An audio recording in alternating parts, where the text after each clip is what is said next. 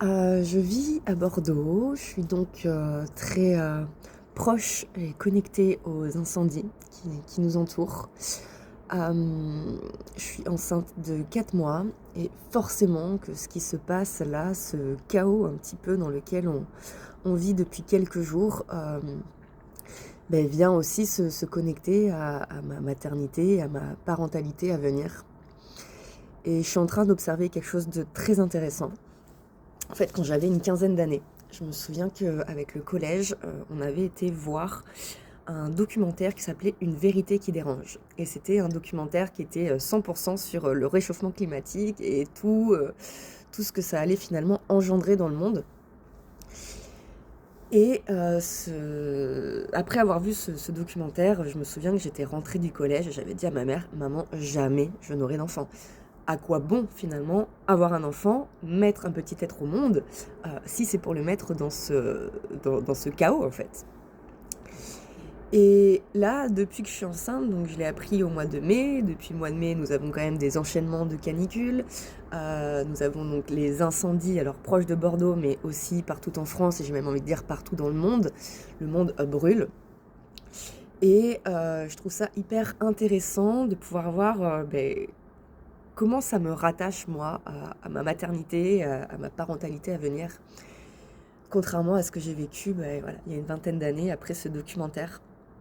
Et en fait, je pose un regard très doux et plutôt positif et optimiste sur ma grossesse. J'ai mes croyances spirituelles qui font que je pense que chaque personne vient pour une certaine mission sur Terre. Enfin, mission, je mets des guillemets, mais en tout cas, vient œuvrer sur Terre. Et j'ai vraiment cette conscience que moi, en tant que parent, je vais être responsable aussi de ce que j'envoie à mon enfant, de ce que je lui inculque, de la vision que je vais lui offrir sur tout ce qui se passe, sur cette réalité dans laquelle il vient s'incarner. Et je me sens hyper sereine en fait, parce que je me dis que déjà, il va venir œuvrer en fait. Il va venir œuvrer pour cette terre, il va venir œuvrer pour la nature, il va venir œuvrer pour les animaux, pour le vivant en fait. Je ne sais pas de quelle manière et ça c'est lui qui choisira et je ne suis personne pour m'y opposer ou lui dire comment faire. Mais je sais d'office que je le laisserai être ce qu'il est venu être et vivre, que je l'accompagnerai là-dedans et que s'il choisit de venir dans ce moment qui est assez chaotique, assez apocalyptique, c'est qu'il a une raison et, et ça me rattache vraiment à ma foi et à ma confiance en la vie.